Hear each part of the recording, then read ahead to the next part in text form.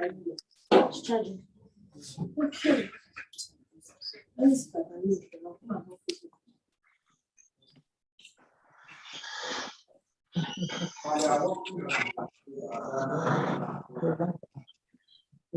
I'll just wait for that.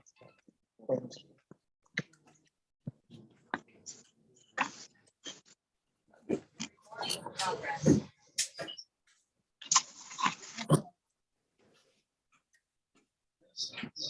Print it, print it.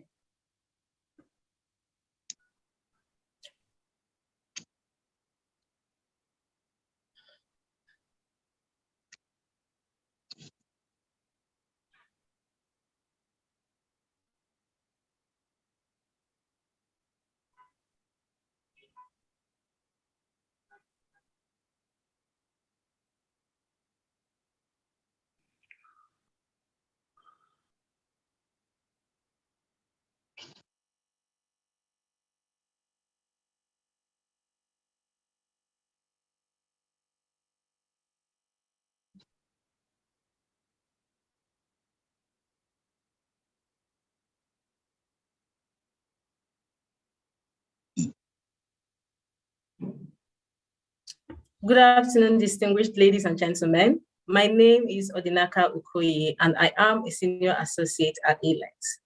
On behalf of the partners and the entire staff of ALEX, it is my pleasure to welcome you all to the 15th ALEX annual lecture with the topic, The Nigeria We Want, Economic, Political, and Social Justice. Before I introduce the moderator of today's event, we'll sing the national anthem and also listen to a welcome speech by the managing partner of ALEX. Ladies and gentlemen, please let's sing the national anthem.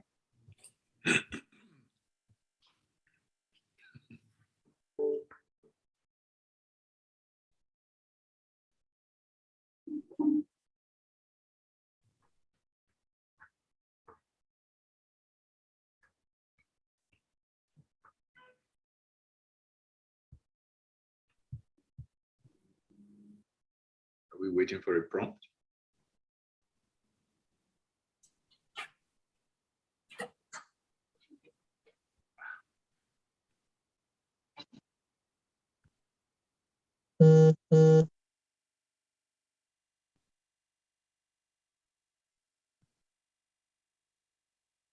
I could lead the choir.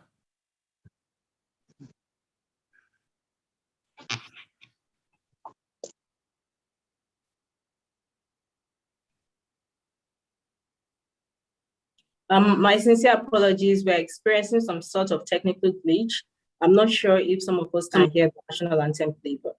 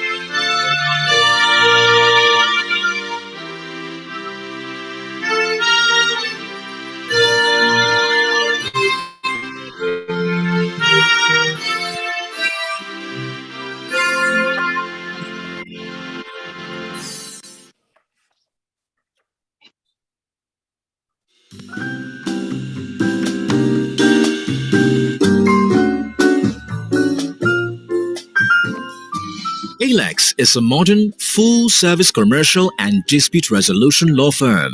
We are one of the largest law firms in West Africa, with offices in Lagos, Port Harcourt, and Abuja in Nigeria and Accra, Ghana. This strategic positioning ensures that we are able to provide hands-on services all across the country and West Africa. The firm has 11 partners, an international counsel, and over 60 lawyers, some of whom are admitted to practice in several jurisdictions, including New York, Texas, Ghana, England, and Wales. In addition to qualifying in law, lawyers in the firm have qualifications in disciplines such as political science, economics, business administration, and engineering. Alex has provided legal advisory services on major transactions and projects across several of the firm's practice area. We are a recognized leader in providing legal services and have earned a reputation for excellent work in various practice areas, including energy and natural resources, mergers and acquisitions, and private equity, dispute resolution, corporate and commercial, taxation, labor and employment, banking and finance, foreign direct investment, intellectual property and technology, transportation, capital markets, aviation, environment, and telecommunications. Clients of the firm are predominantly multinational companies, including oil and gas companies, banks and financial institutions, airlines, insurance companies, shipping lines, trading and manufacturing conglomerates. The firm advises foreign embassies, multilateral agencies, non-governmental organizations, chambers of commerce, and private clients. Alex has consistently won awards and recognitions for quality of work and service from globally renowned ranking firms. We are ranked as top-tier firm by IFLR. Chambers Global also ranked the firm as leading firm. We have been voted several times by Who's Who Legal as Nigerian Law Firm of the Year. We believe in consistently rendering distinctive services and providing our clients with positive outcomes and winning solutions. The firm merges local expertise and industry-wide connections with an appreciation of global service delivery standards. Not only is the firm known for professionalism, competence, and capacity, the firm also has a culture of inclusiveness and giving back to society, which is embodied in initiatives like its annual lecture. The Alex Annual Lecture Series was inaugurated in 2005 to commemorate the founding of the practice through a medium that calls attention to topical issues in society. It has been held on an annual basis since then. The lecture draws from the experience of thought leaders in government, education, business, and economics, speaking to carefully selected topics covering contemporary issues relevant to the legal and business world. The primary objective is to stimulate positive changes in Nigeria and Africa's economic, educational, political, and social circumstances. The inaugural lecture in 2005 was delivered by Professor Don Wallace, Chairman, International Law Institute, Washington, D.C., USA. He spoke on The Regulator in a Deregulated Economy. This year's lecture, tagged The Nigeria We Want, Economic, Political, and Social Justice, is the 15th in our annual lecture series. Previous lectures include 2006, Competition Policy as an Engine for Economic Growth. Speaker, Professor Frederick Jenny, Judge, French Supreme Court, Chairman Committee on Competition Law and Policy, OECD, Paris, France. 2007, Corporate Governance, Who Profits? Speaker, Judge Mervyn King, SC, Chairman King Committee on Corporate Governance, South Africa. 2008, Freedom of Information, Balancing the Public's Right to Know Against the Individual's Rights to Privacy. Speaker, Mr. Dele Olojede, Chairman, Timbuktu Media and Pulitzer Prize winner for 2005. 2009, How Ghana Kept the Lights On. Speaker, Dr. Kwabena Donko, the Honorable Deputy Minister of Energy, Republic of Ghana. 2010, Taxation Without Representation. Speaker, Dr. Kalu Idika Kalu, OFR, Chairman, BGL PLC, and former Minister of Finance, Federal Republic of Nigeria. 2011, Corruption, the Thief in Broad Daylight. Speaker, Mr. John Githongo, former Permanent Secretary for Governance and Ethics, Office of the President of Kenya. 2012, this House was not for Constitutional Reform and the People's Will. Speaker, Dr. Ali A. Masri, an Albert Schweitzer Professor in Humanities and Director of the Institute of Global Cultural Studies, Binghamton University, New York. 2013, In God's Name, Politics, Religion, and Economic Development. Speaker, Professor Timothy S. Shah, an Associate Director of the Religious Freedom Project at the Berkeley Center for Religion, Peace, and World Affairs and Visiting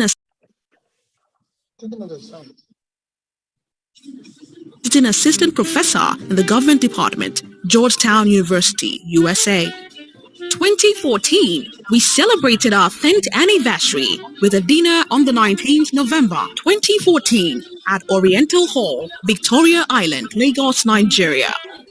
2015, Politics, Democracy, and Ethnicity. Speaker, Professor Bolaji Akinyemi, former Minister of External Affairs.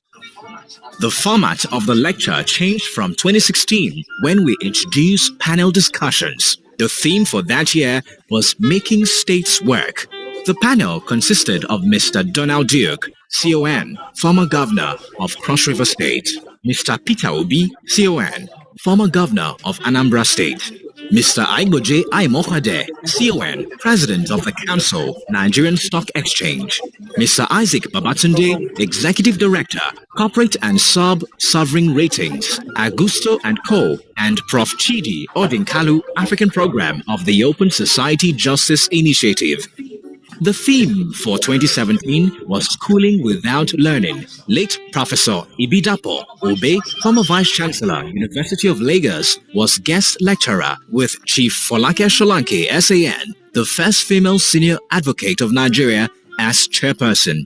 The discussants were Dr. Adamu Jatau Noma, Executive Director, FCT, Universal Basic Education Board, Professor Tunde Fatunde, Professor of Francophone Studies, Lagos State University, Mrs. Adora Ojo, former Principal, International School, Lagos, and Miss Swanta Blessing Bonat, Principal, Kataf Youth Academy.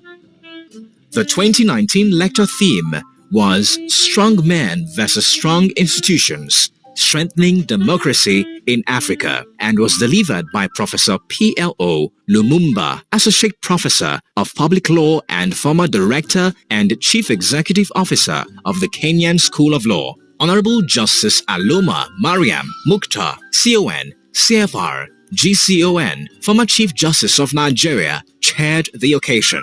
The discussants were Dr. Joe Abba, former DAI, Country Director for Nigeria and former Director General of the Bureau for Public Services Reforms, and Mr. Fola Arthur Wore, former Executive Secretary and Chief Executive Officer of the Lagos State Security Trust Fund, LSSTF. Illiteracy, Migration and Insecurity, Nigeria's Population Time Bomb. The discussants were Honorable Abike Dabiri Erewa, Chairman, Nigerians in Diaspora Commission and former member, House of Representatives. Mr. Mohammed Yahya, Resident Representative, United Nations Development Program, UNDP. Nima Akashat Zibiri, co-host of TVC's Your View. The lecture was moderated by Mrs. Shola Shoyele, Channels Television's Judiciary Correspondent. Ladies and gentlemen, please sit back and enjoy a robust presentation of this year's ALEX 15th Annual Lecture on the theme, The Nigeria We Want, Economic, Political, and Social Justice. Ladies and gentlemen, once more, we appreciate your presence at this annual lecture.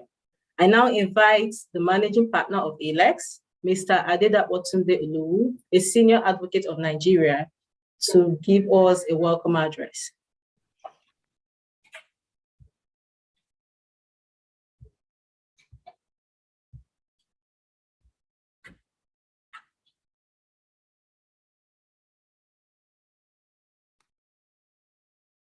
My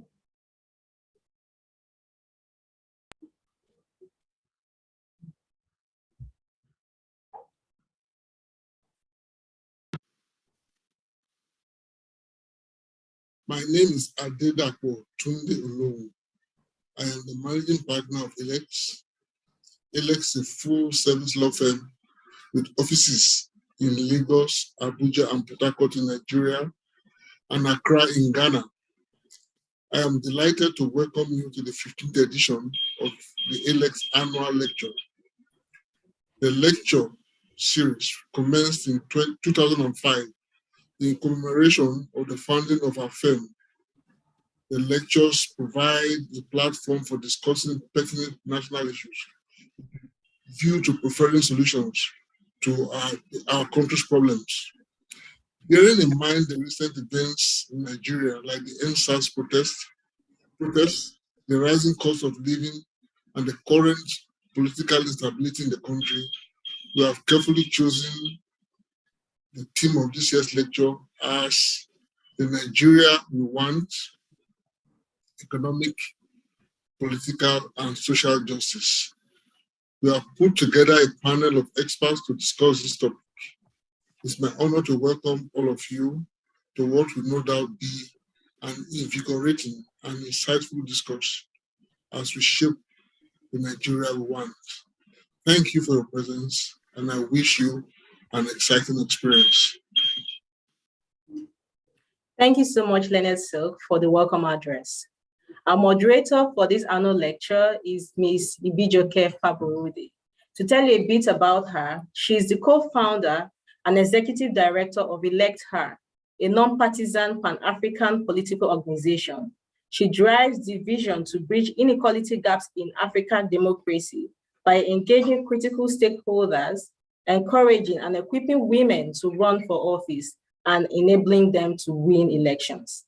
In a bid to strengthen women's representation in Nigeria, her organization recently launched a $10 million fund to empower 1,000 women and directly fund 35 women candidates in the 2023 elections. She has worked with the UK Foreign and Commonwealth Office, leading on policy, trade, and investment relations across West Africa, and with Paris-based publication, The African Report, where she led communications campaign for governments and some of the biggest brands in Africa. She earned a bachelor's degree in Nigeria in history and international relations, and a master's degree in France on project management. She completed executive training in business analytics at Imperial College Business School and is currently enrolled in an executive master's program in social business and entrepreneurship at the London School of Economics. Ms. Faborode is passionate about social innovation design, and she's always looking to collaborate on solutions to tackle inequality and poverty in Africa.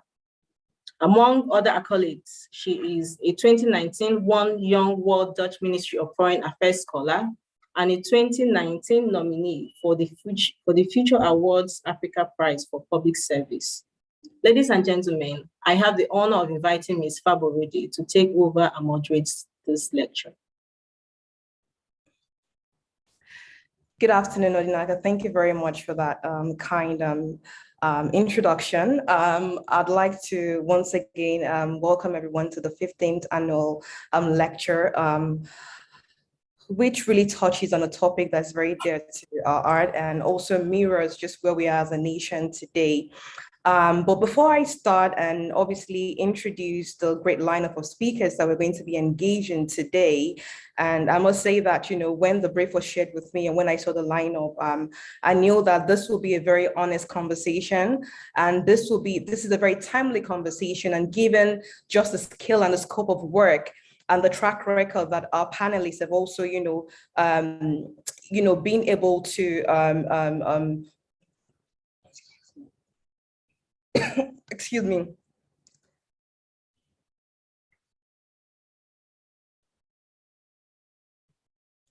Sorry, excuse me, but and with the track record of our speakers as well, that this is going to be a very impactful decision that will obviously be solutions driven as well. So I welcome you again, but before I start welcoming the faculty or the panelists, please note that we will be having poll questions at different points during the lecture, and there should be one showing on your screens right now. Is that right, Odinaka? Do we have the questions? Okay, great. There should be one showing on your screen right now, so kindly fill them as quick as possible, because I think this would also be a great start to the conversation we're about to have today as well.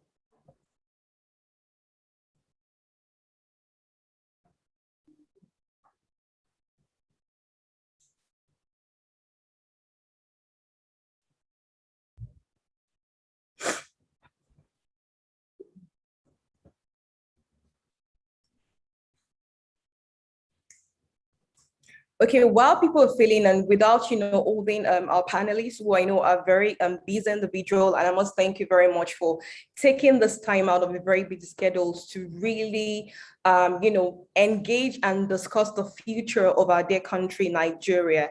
Today, we will be discussing the Nigeria we want, economic, political, and social justice.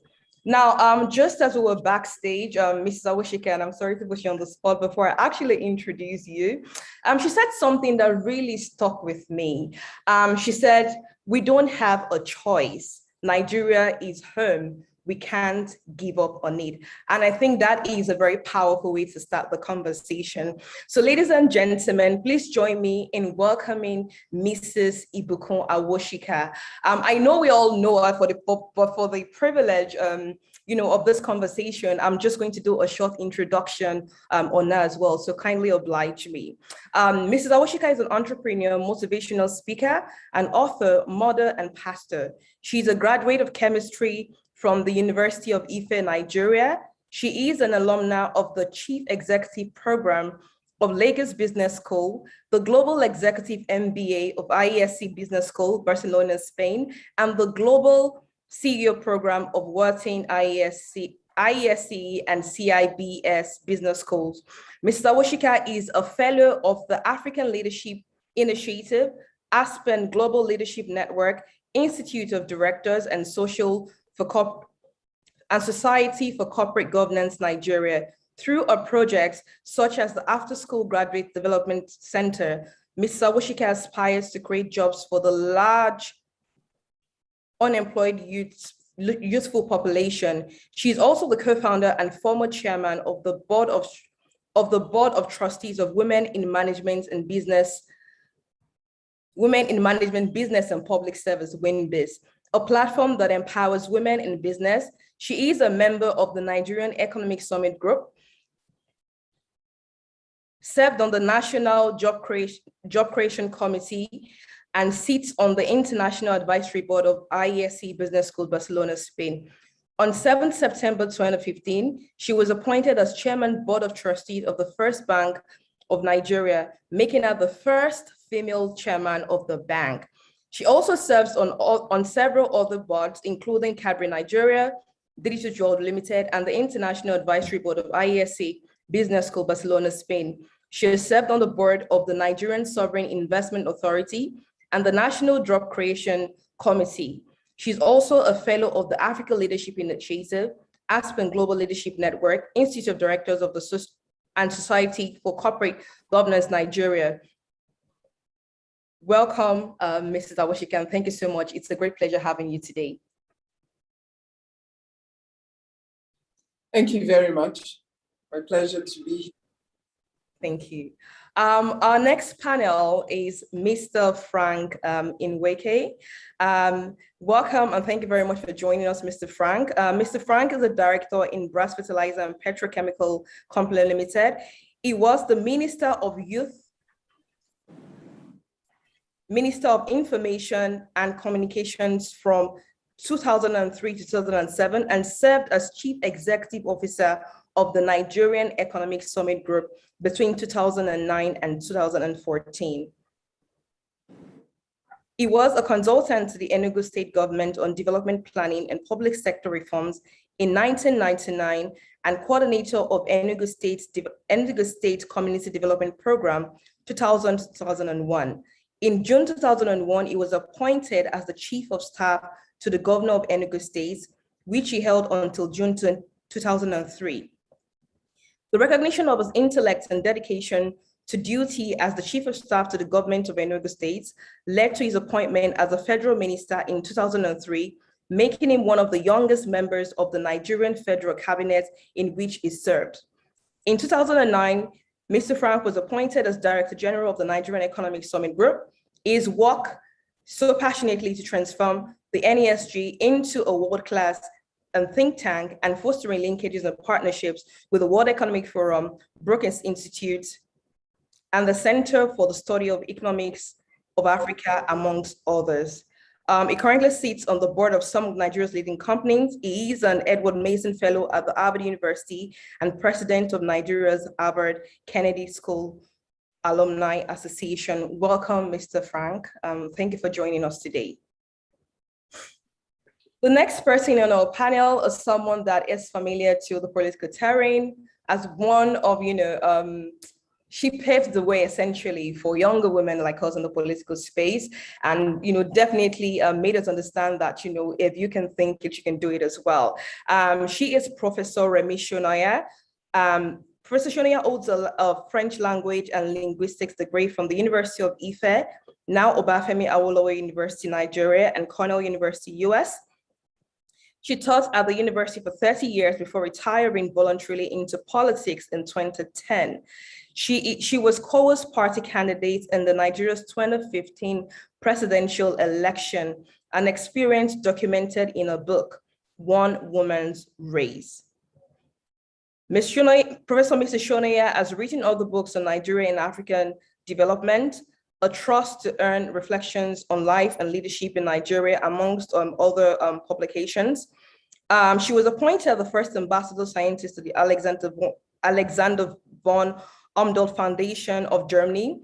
She is a 2015 alumni of the Yale University Women for Africa Foundation Leadership Program and the US State Department's International Visitor Leadership Program, amongst other recognition. Thank you so much for joining us today, Professor Shonaya. And the last but not the least panelist for today is Mr. Leke Alder. Mr. Leke is the founder and principal of the Alder Consulting, Nigeria's leading creative intelligence firm with offices in Lagos and London. He is credited with introducing branding as a discipline to Nigeria and has consulted on politics, policy, and business at highest levels, locally and internationally. He has consulted on policy formulation for the federal government of Nigeria, the Federal Ministries of Information and Communication, Education, Foreign Affairs, and Solid Minerals Development, amongst others. He has also consulted on political strategy and communication campaigns at the national and subnational levels. I could really go on and on about, the profile of our guest today, but thank you so much, Mr. Leke Alder. I wouldn't want to go too deep into introducing obviously our panelists today because we have a long hour ahead of us to discuss the conversation, but thank you for joining us today. Now, one of the reasons why we had to read out the profile of our panelists is just for you to understand where we're coming from and why we've carefully chosen our set of panelists today to obviously discuss this conversation as we set the course and the pathway for the development of Nigeria and ask that pertinent question: what exactly do we want? What is the Nigeria of our dreams, or the Nigeria that we want? And on this note, I am going to start by just saying that the past year, for example, has just been a very defining period for the world, but also for Nigeria as well. We've seen heightened unrest, insecurities, heightened economic inequalities, obviously triggered by the pandemic, but obviously showed the nation's lack of preparation to actually address such pandemic and actually expose the lack of social safety nets but we also experienced the NSAS campaign. And I think for the first time, in a very long time, we actually saw a coordinated approach. Now that we achieved what we wanted to achieve as a nation, that's a question that has been controversial, but there were lessons learned, but it also reflected the level of agitation, especially within the younger generation, stemming from police brutality, torture, harassment. Also during the pandemic here, there were heightened cases of domestic violence against women as well. And so, looking at all this as a nation, we need to ask ourselves, where are we headed towards? Where are we going to? At the moment, Lagos, which is one of the most popular cities in Africa, actually ranks one of the unsafest cities to live in the world. And I remember when I saw that data, I was like, oh, okay, I thought Lagos was a bit safe. You live in a bubble sometimes, when you're within this environment. But to be honest, these problems really touch on each and every one of us. And for a long time, the private sector, for example, have had a level of apathy when it comes to politics in Nigeria, forgetting the policy making is, in fact, the duty of every single person and every citizen. On this note, I'm going to start with one critical question, and I'm going to start. Can you confirm, have we lost Mrs. Awushika? Because I can't see her.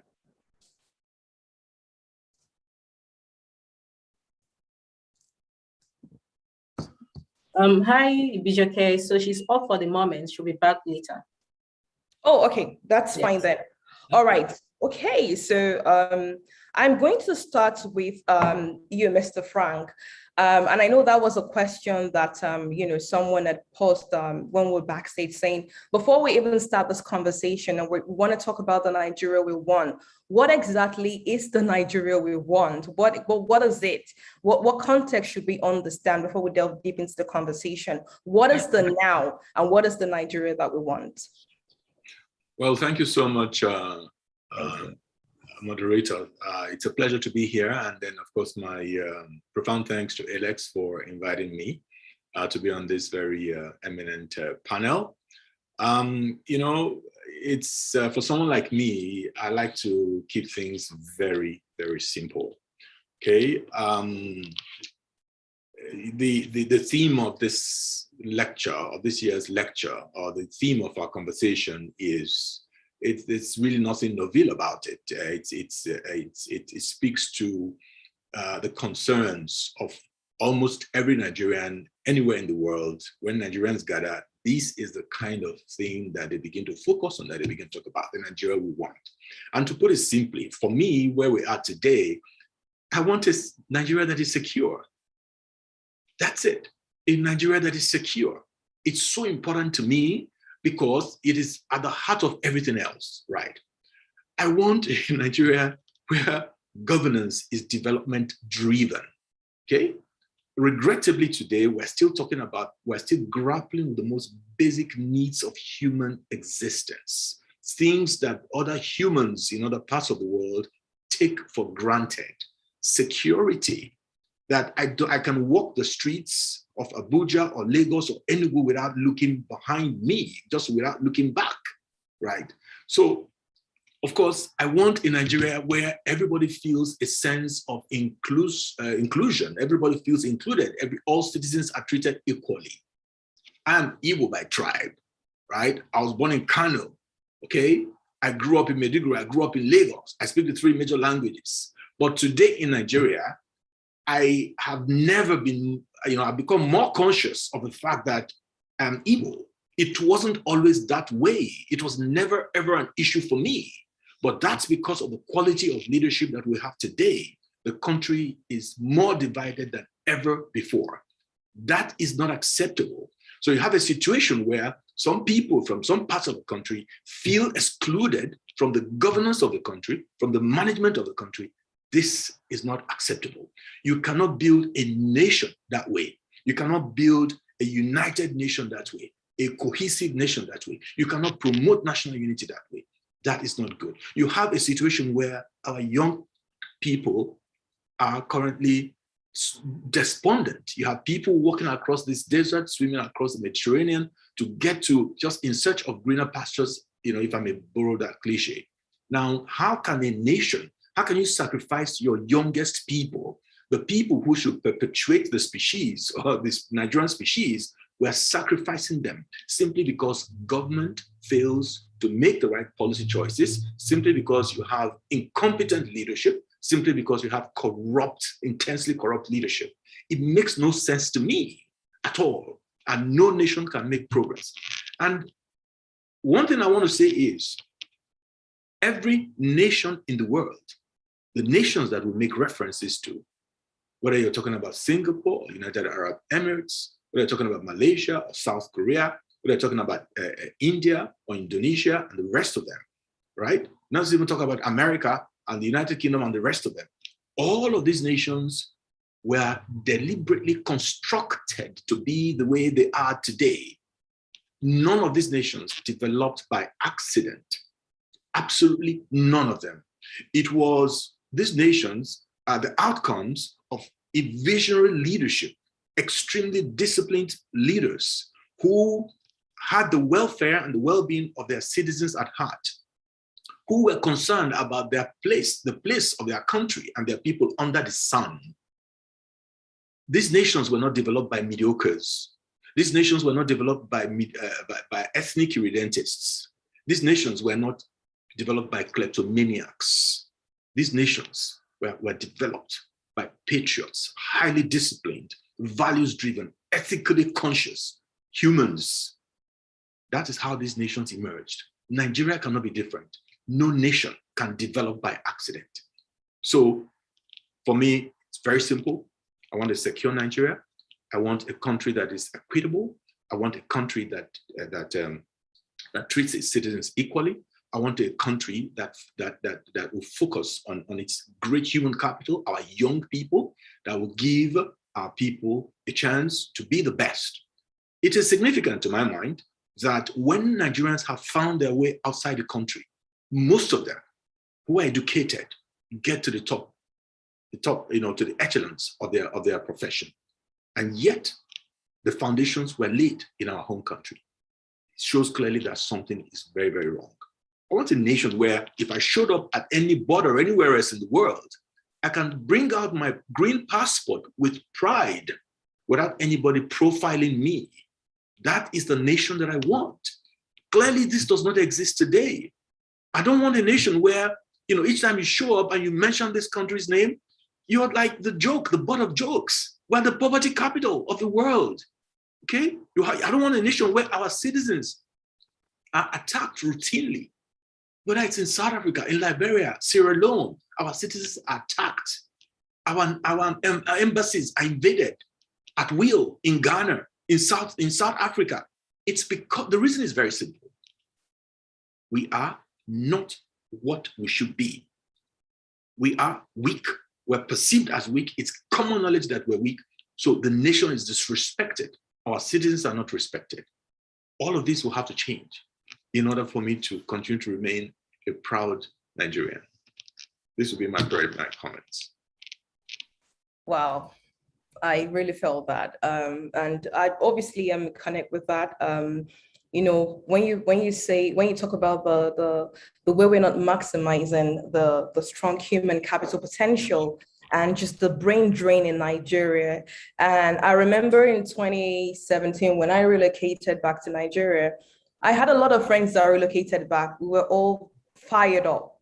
By the end of the year, I think 90 to 95% of them have moved back. They said, you know what, this is not the place for me.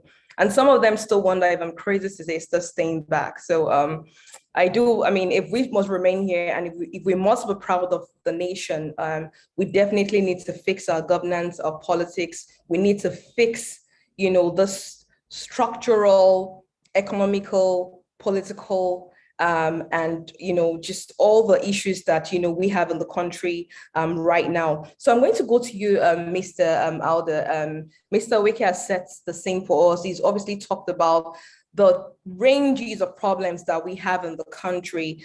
He's talked about, he said he wants a Nigeria that is secure. And I really think that is not too much for a citizen to ask for. I think that's very important. Just saying we want to be safe, so that we can have quality of life that we desire as a nation. To you, I'd like to get your interpretation on the topic for today, the Nigeria we want, because I think this is going to set a context for the wider conversation I'm going to have with both yourself and Mr. Onwueke.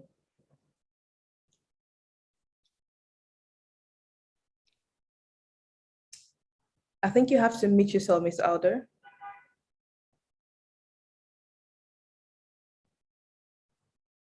Could you please unmute yourself? Okay, no, sorry about that. Well, I was saying that, Alex, thank you very much for inviting me to speak at this conference, and it's an honor. For me, it's very simple. The Nigeria we want is a Nigeria we don't currently have. It's a very simple definition of word and opposite. And we need to go to the root causes, because if we're not careful, we're dealing with symptoms rather than the root causes. Nigeria is plagued by illogicalities, and that's why I call the nation federated illogicality. And there are three forms of illogicality. The first one is the conceptual illogicality. The second one is the demographic illogicality, and the third one is religious illogicality. Federated illogicality in the sense that we're supposed to be a federation, but we operate more like a unitary system. So we run a one-cap-fits-all policy system that does not take into cognizance the capabilities, the nativism, the geography, or the inclination of the people, in the different regions and everything. And therefore, we can't maximize our economic strength. Nigeria is one of the richest nations on earth. There are more mineral resources here than in any other country that I know of. Canada has only 5 natural resources and it's considered the mineral destination of the world. Nigeria has about 66 mineral resources, or at 50 to 56, depending on what you are counting, and we are poor. So there's a problem, there's a conceptual incongruity in which a nation that should be running full steam on steroids is running like the famous tortoise in all the African folktales. The second one is the demographic illogicality, and there are 61.3 million Nigerians aged between 19 and 35, yet they are totally underrepresented in government. How is it possible that 33% of the federation is not represented in government? And let me cite some statistics to you so that you'll understand the incredulity that I have concerning where we are right now. 1966 was a pivotal year in Nigeria. In that year, let me read out the ages of all the current actors or those who have affected the country. Chukwuma Nzegu was 29 in 1966. Ademola Egba was 32. Murtala Mohammed of blessed memory was 28.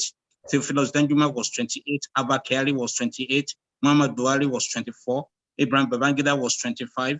Mamman Vatsa was 26. Sani Abacha was 23. Shagaya was 24. Ojukwu was 33. Olusegun Obasanjo was 29. Emmanuel Ifeanyi was 32. Mohamed Gadon Nasku was 25. Abdullahi Sheleng was 24. So how is it possible that 20-something-year-olds and 30-something-year-olds were ruling the country in 1966, but in the year 2021 or 2020 onwards, we have people that are 70-something, 80-something. How is it going to work? There are no fresh ideas. So we need to, address that challenge. The third illogicality that I find is what I call religious illogicality. How is it possible that Nigerians pray to God for something that common sense can solve? I just don't get it. So if you look at all this logicality, you'll understand why we're where they were. Now, I'm going to talk later about the breakdown of the mineral resources of the country, because the poverty that we have let me read out some statistics on poverty for you. It will alarm you. Sokoto, the poverty rate is 87.7%. Taraba, 87.7%. Jigawa, 87%. Adamawa, 75.4%. Zamfara, 74%. Yobe, 72.3%. Niger, 66.1%, Gombe 62.3%, Bauchi 61.2%, Enugu 58.1%, and we're surprised that we have insecurity. If 8 or 9 out of 10 people in a state are poor, how is it possible that we're surprised that there's insecurity? And something is just wrong in our thinking, in our policies, and this idea that you can have a one-cap-fits-all policy for the entire federation, which does not make our energy policy is wrong. How is it possible that you have the same energy policy for a place that is drenched in sunlight, like in the north, with the same energy policies that in a place that is drenched with water, like in the south? It just doesn't make sense. Now, here's the poverty, and I'm going to break on this. Here's the poverty statistics and why the poverty statistics is so bad. If you break Nigeria into 5 regional zones, economic zones, you're going to find out that the North has more minerals than the South. The North has 31 mineral resources. If you look at the Middle Belt, that's 23 mineral resources. If you look at the Southeast, it has only 9 resources. If you look at the Southwest, it has 18 mineral resources. And if you look at the South-South, it has 30 mineral resources. In other words, there's poverty in the midst of plenty. And that is because we are running illogical policies, and Nigeria is a federated illogicality. Thank you very much. Well, thank you so much, Mr. Alder, for setting, that context and giving us that very thought-provoking data. As you said, how can we have so much poverty in the land of plenty and amidst all this economic and social resources that we have? And so obviously that is a question that we must analyze today to understand those root causes. Where do we go from here? But before I come back to you, I can see that Professor Shonaya is back. Welcome, Prof. While Mr. Alder was speaking, he mentioned, the inequalities when it comes to youth representation in politics. In 2010, you voluntarily left the academia to focus on politics, which is, very inspiring, than becoming the first female presidential candidate under Cowa's party. From where you sit, from being involved in the political climb and just how things have either retrogressed or maybe progressed from then, what is your context when it comes to the Nigeria we want? Thank you very much. And again, let me say a big thank you to ALEX for inviting me to participate in this very, very important conversation. The theme for this occasion actually reminds me of the period before the French Revolution. The king then, Louis XVI, asked the people to make a list of their grievances and present to him. This was like just March to April in 1789.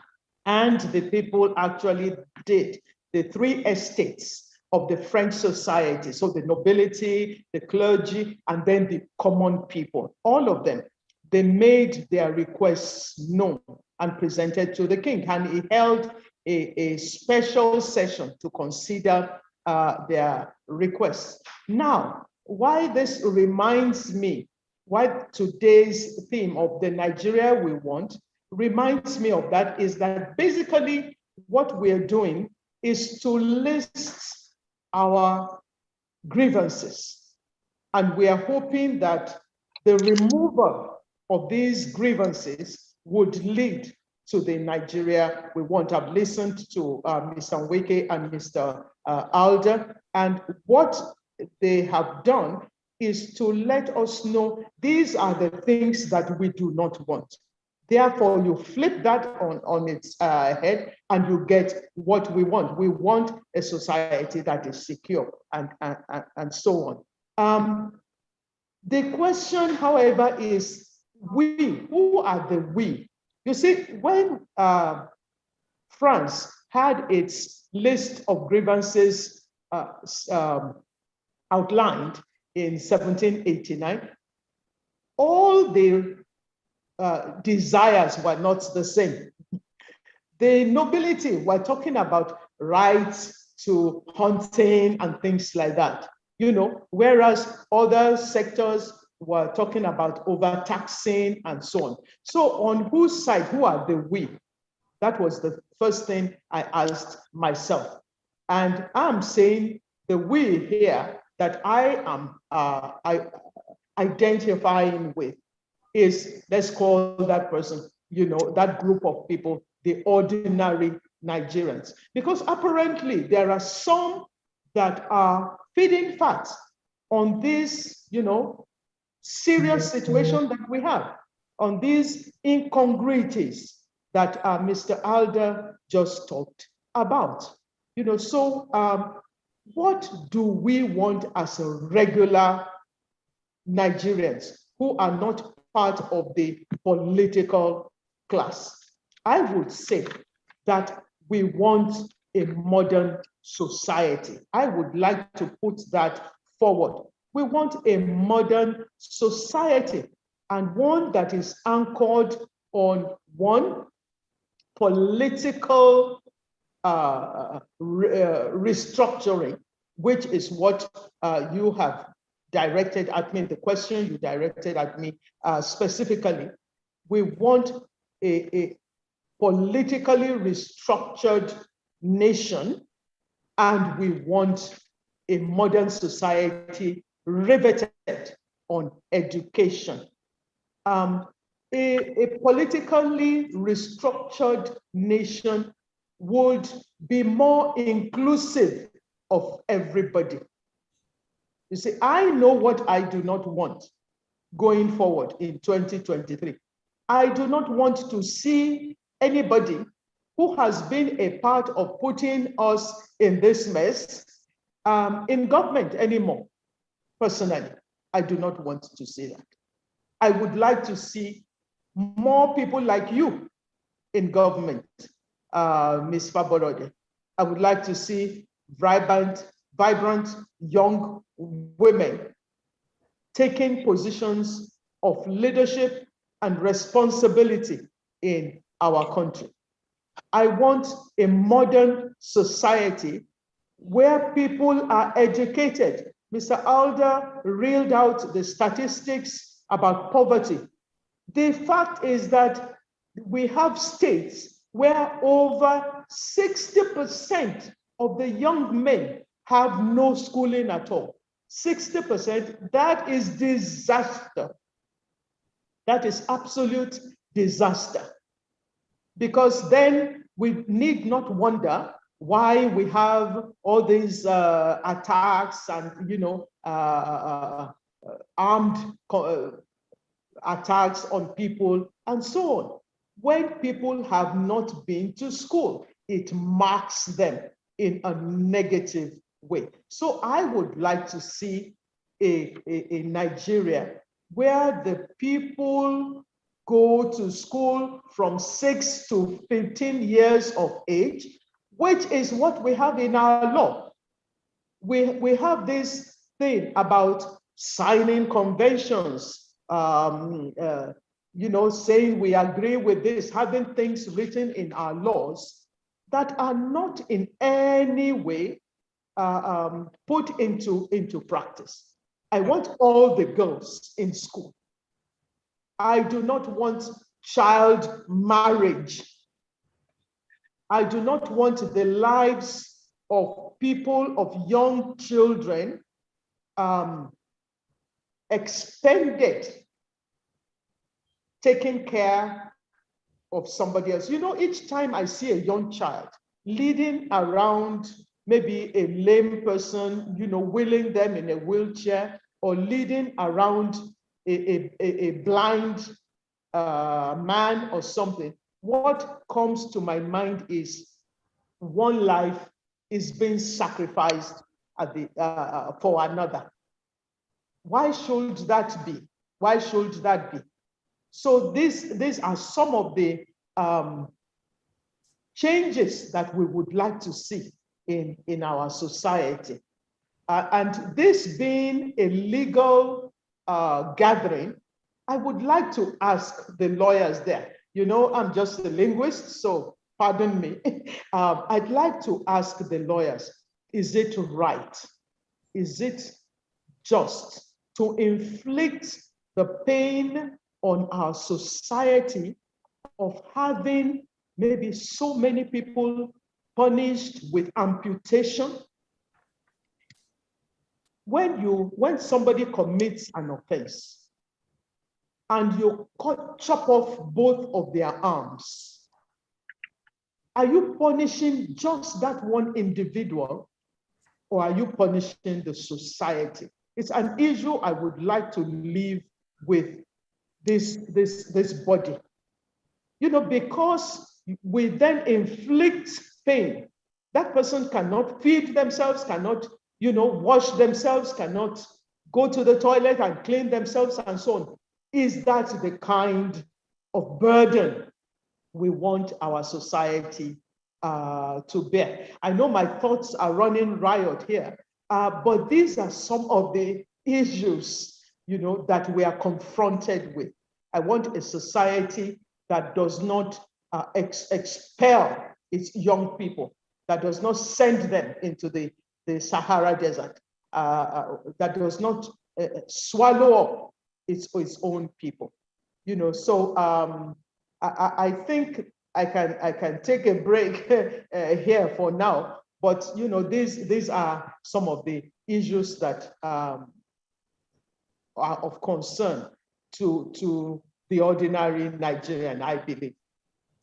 Thank you so much, Professor. I think, that was very profound. And today, indeed, if we're talking about the Nigeria we want, we definitely cannot leave out the issue of social injustice and how that impacts on, the development of the nation or the socio-economic progression of the country in totality.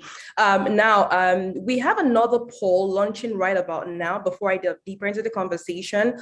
So if the team can please pop that up on the screen so that we can proceed with the conversation, that would be great.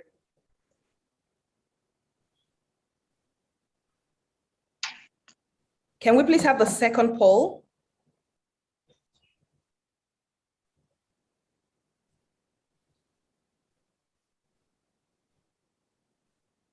Okay, whilst they're working on that, I will just go straight to the rest of my of the conversation. Mr. Weke, when I asked you, okay, so we have the poll, please endeavor to answer these questions. I think it's very important. And if you have any comments on, some of the choices or some of the options not really aligning with some of your present concerns, I think you can use the chat box as well, just given the long ranges of problems that we have in the country as well.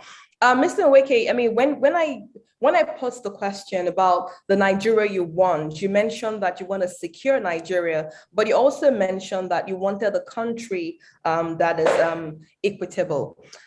There's been a controversial discussion, in the space. So obviously, people are beginning to talk about what's happened in the banking sector, where you've actually had the emergence of female CEOs, and you actually seen, just a lot more women, get into the boardroom or rise to the elms of affair.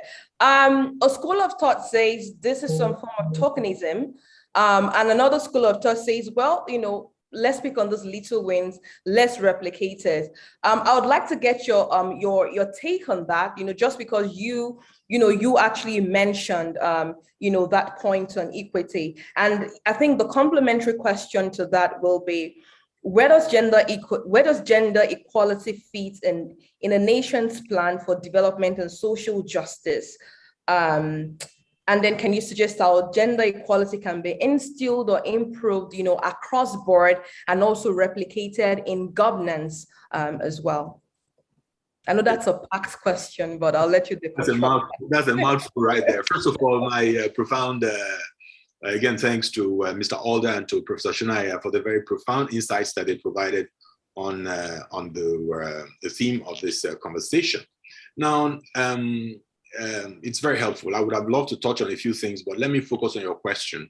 Now, first of all, I am one of those. I'm very big on women. I'm a feminist of sorts, and I say this because,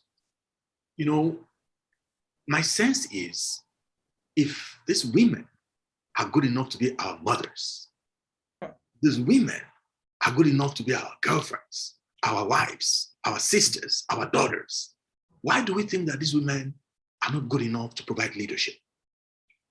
It doesn't make sense to me again. And I have to depend on my dear brother and friend, to Mr. Alder, to tell me, to help me frame the illogicality of it all, right? I have to depend on him to help me frame the illogicality of it all. But seriously speaking, let us look at, say, the woman, right? And the role that they play in the perpetuation of the species, right? The role they play in sustaining society. And so you find a woman who again, from conception, develops a very profound relationship with this fetus in her womb, right? You have a woman who suffers through. Just think of the mental courage, the physical and emotional courage required to go through 9 months of gestation, of pregnancy. And then you birth this child. When you have birthed, when this child has been birthed, then the next thing is this woman takes responsibility for nurturing that child. Not just that child in the early years and everything. Now, as cheeky as this might sound, myself and my other male compatriots, the job has been finished 9 months earlier. You're on your way. But this woman continues to bear that burden. And then through childhood, schooling and everything. In most homes, all of us on this call know that it is the woman who stays awake at night, who changes the diapers, who makes sure that child feeds. When the child is ill, she's going to sleep in hospital and everything. Why am I saying all this? I'm saying all of this to say that our mothers, our wives, our female compatriots deserve tremendous, greater respect, much more than we currently give them. And therefore, it is important, in my view, that society recognizes the very unique opportunity that we have, okay, to really deploy our female resources, our mothers' resources, the resources that are in our wives, to really help to order how society evolves, how society develops. It is, if I were to use myself as an example, when I was Minister for Youth Development, one of the things that I used to talk about was I tried to reconstruct my own childhood and the role that my mother played. It's my mother that knows when I return home with the shoe that I didn't go to school with. She was the one that knows when the ruler that I came back with is not the one that I went with. She was the one that knew when I just listen, you can't go out that way. She was the one that made sure that uniforms and everything, all of these things were in order. And there were times when she would march back to school with me to tell the teacher that, no, this is not what we're talking about. So I could go on and on and on and on. So I resent a situation where, we merely patronize our women, right? We merely patronize them. So, but again, never despise humble beginnings. I believe that the emergence of female CEOs in the banks, for whatever the consideration is a good thing, because I believe that it sends the right signals. It also inspires young people. It also tells you that, it's like breaking the so-called glass ceiling, right? That's very important. But it will also be good where we, again, deliberately, consciously, on an ongoing basis, even within the polity, where we deliberately create opportunity for the women to also emerge as, parliamentarians, as senators, as ministers. I mean, this happened a lot under President Obasanjo. It was deliberately constructed that way. And that's the point that I made.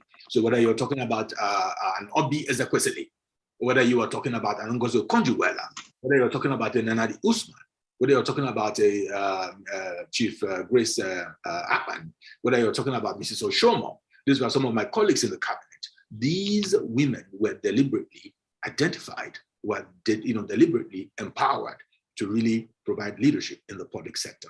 So none of these things can happen by accident. And I believe it is something that we should continue to do, not just because of balance, but because it is sensible, it is wise, and it is pragmatic to empower over 50% of your population to really participate in public governance. Thank you so much, Mr. Nweke. It is sensible, it is wise, and it is pragmatic. I will take those words with me, and I must seek your permission that I will use them, just so you know. So I'm not sued for copyright. That's a joke. But thank you very much. I think for me, it's so fundamental to have male champions and men as allies. As we go through this painstaking journey of advocating for why half of the population are excluded from decision-making in the country. And I think, it's not rocket science that definitely has had very dire socioeconomic implications on the growth and the development of Nigeria.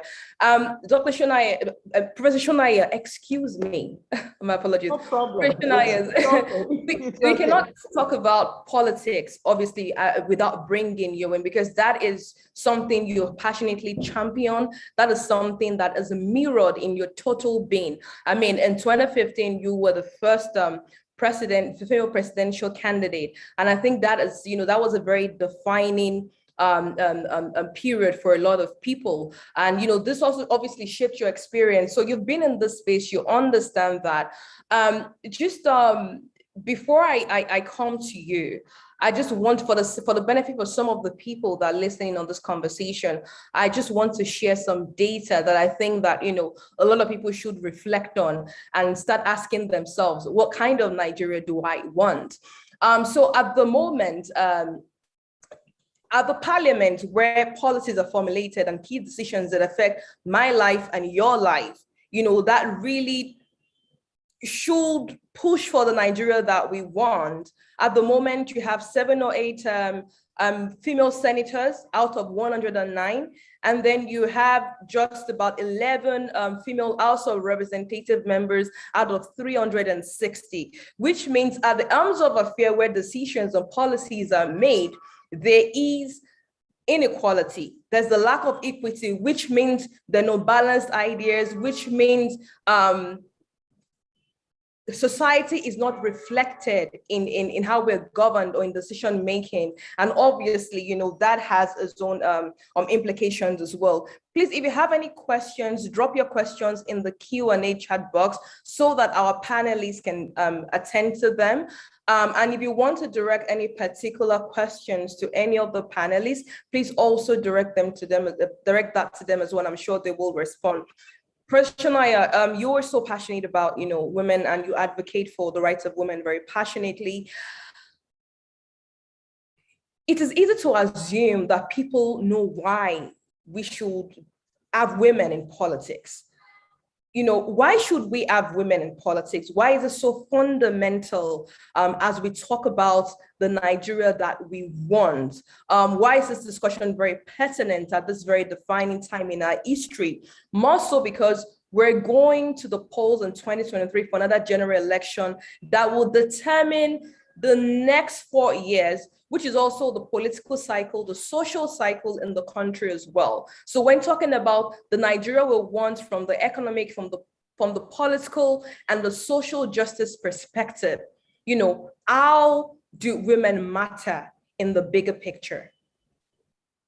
Thank you very much. This is such an important issue for us to talk about. And I'd really like to thank my brother, Frank Nweke, because he has already made a very passionate, I won't want to call it a plea, but he has established for us the role that women play, not only in the home, but even in society as well. Nigeria must think about it. Why is it that we can have women sit on boards, women like Dr. Mrs. Ibukun Awosika, be on a board of a bank? Why do we have women who can be professors, who can be judges, and so on? What are they lacking in that they are not fit for political leadership? And that is why, again, I talked about wanting a modern society, because I believe that some of these positions are just too rooted in some traditional, cultural straitjackets that people have constructed for themselves and are unwilling, to face up to the current reality. People change. That's the reality. I mean, we used to kill twins in Nigeria, didn't we? Now we have stopped killing them because, we realize that, hey, twins are human beings too.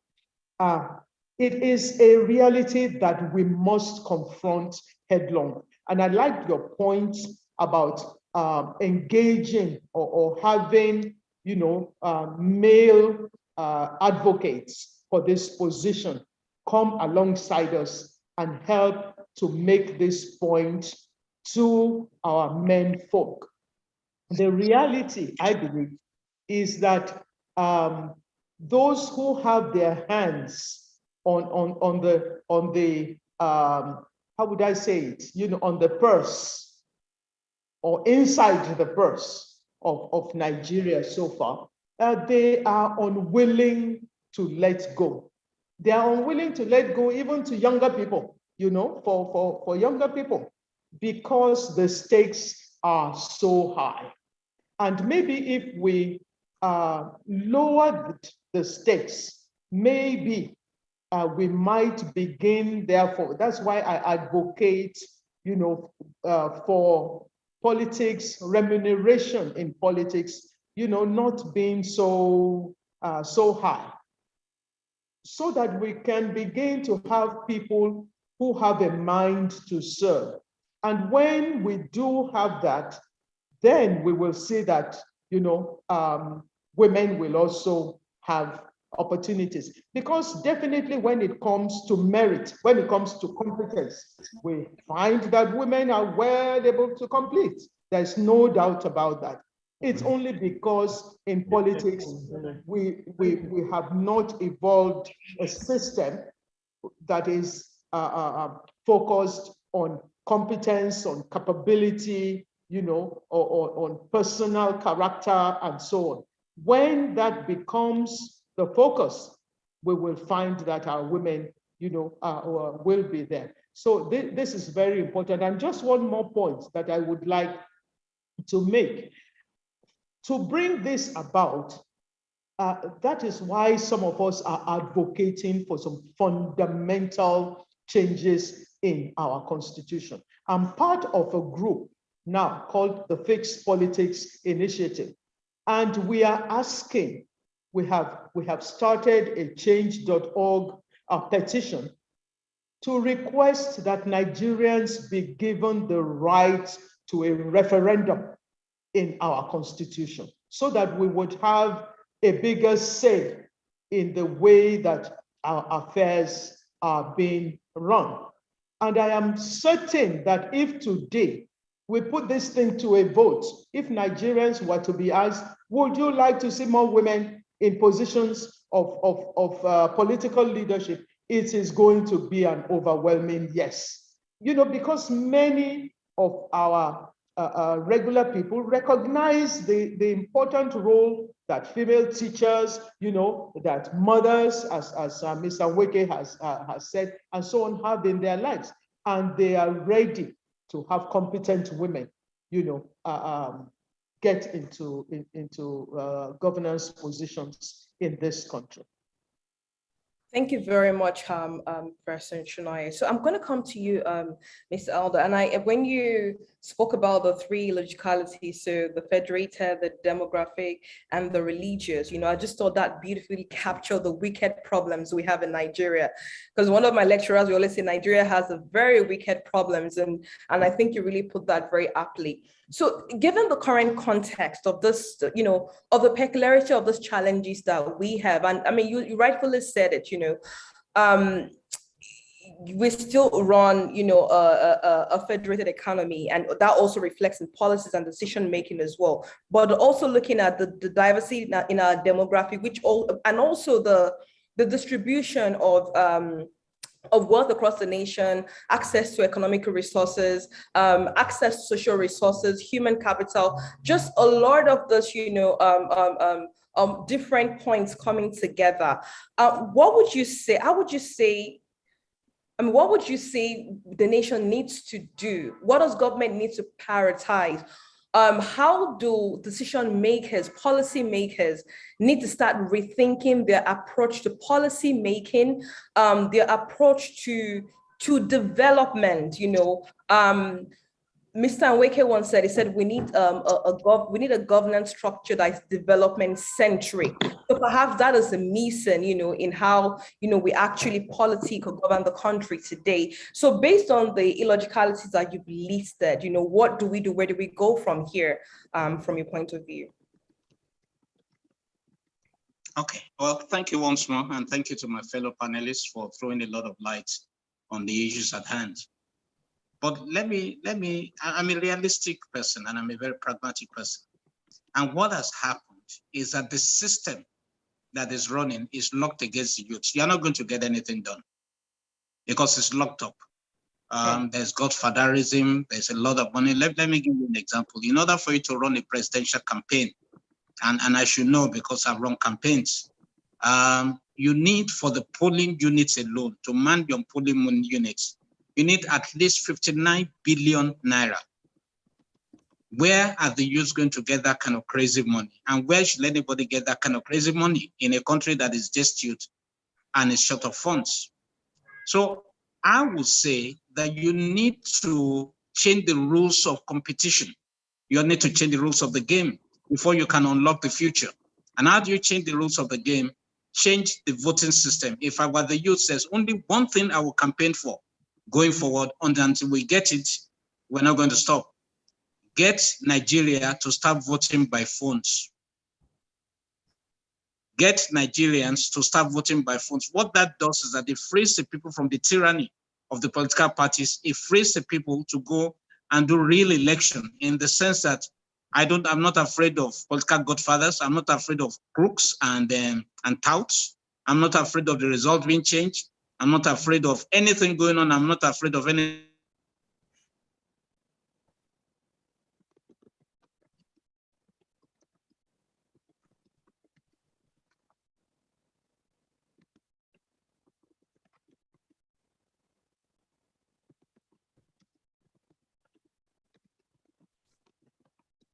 I think we've lost Mr. Alder. Mr. Alder, can you hear me?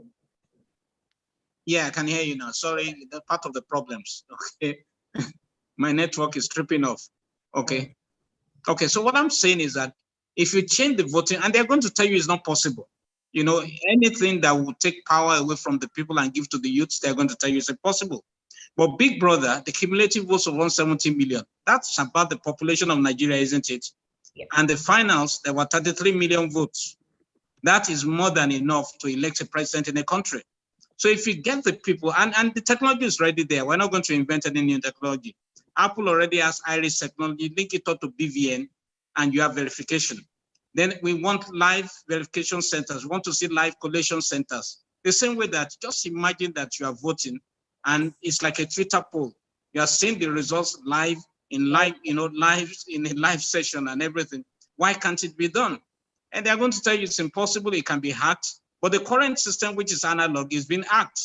I'm saying that the youth must campaign to bring their culture. You see, when my generation defines culture, it's a retrogressive concept. Whereas culture is supposed to be dynamic. Culture is forward-facing. Technology brings culture. So campaign for something that favors you because you are technology masters. My generation doesn't understand technology. Therefore, if you want to beat them, campaign for technology change. If you don't do that, you are going to be looking for the money that is defined by their system. And most of that money comes from the state anyway. So how do you campaign against this? How do you compete against the state? You're not going to. So put it at the front burner. We want voting by phone. The telephonic penetration in Nigeria is over 90%. The people that you send money to in the village receive by phone. So the village people can vote by phone if they want. Okay.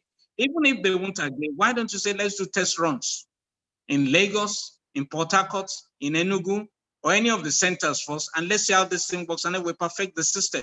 So that's what I'm going to ask the youth to do, because every other thing is predicated on the security that comes from the fact that you know that you cannot be voted at and you can rig your way in no matter what, and you can terrorize the people. Even all this gender equality that we're talking about, if you get the people to vote by phones and the women show up in their numbers and they can do it in 1 or 2 minutes, I am telling you, everything will change. Change the system. If you want to compete against Goliath, change the rules of the game. Don't throw javelin. Don't play sword like him because he's more experienced than you. use a sling, stay far off, fire your sling, and let it sink into the forehead. That is the way to go. Well, that was indeed very thought-provoking.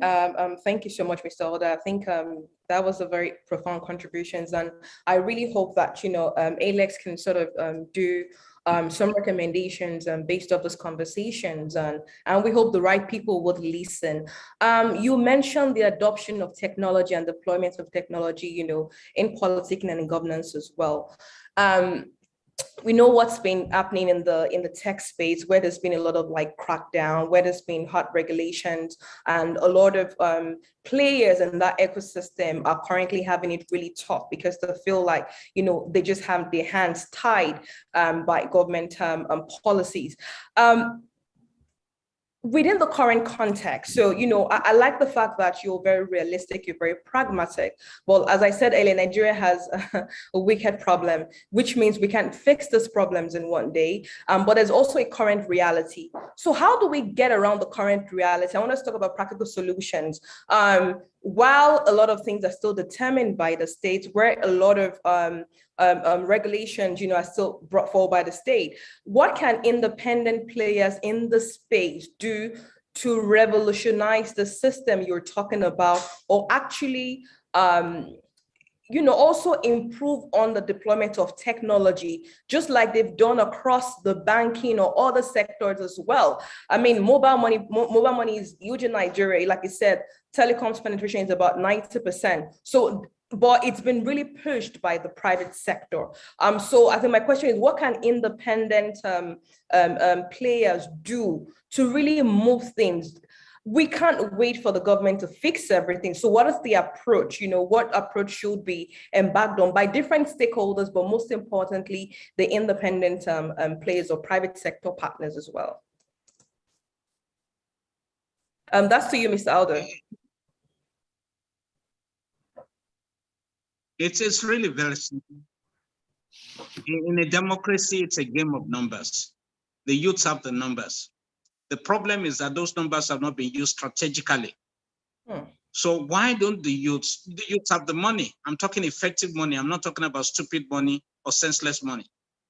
And you saw that during the NSAS protest. You saw how money was mobilized and it was used effectively. So a lot of waste was cut out. There was transparency and all those things. Why don't the youths identify certain critical positions and identify people who should run for those positions and back those candidates with the money that they have? Because you see, unless you change the policymaker, you can't change the policies. And it's in the interest of the policymaker to come up with policies that entrench his position, because nobody wants to give up power. In Africa, power is not a means, it is an end. It's just an end.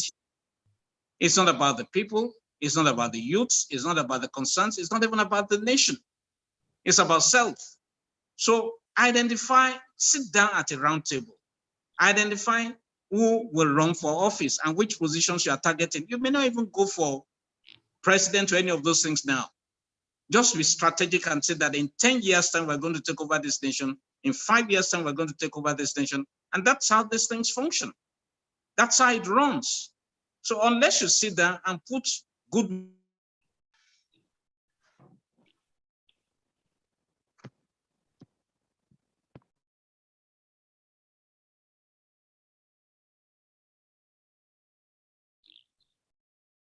Okay, I think we have lost Mr. Aldo for a minute. But before he comes back, I think, he touched on something extremely important, which is, what do we have now as the youth, which is that tech infrastructure and also that coordination that we can leverage on. And the NSAS protest also, was an expose into how people can actually coordinate themselves and seek for alternative means of financing as well. And I'm really hoping that, we can leverage that come the next general elections. I think I must also say that this was one of the inspirations to actually starting our organization, Elector, whereby we are just focused on trying to get women elected. And the goal is that, obviously, through crowdfunding, we can actually identify young women, competent women that can run for office and back them with the social, political, technological, and financial capital that they want. Let me come to you, Mr. Nweke.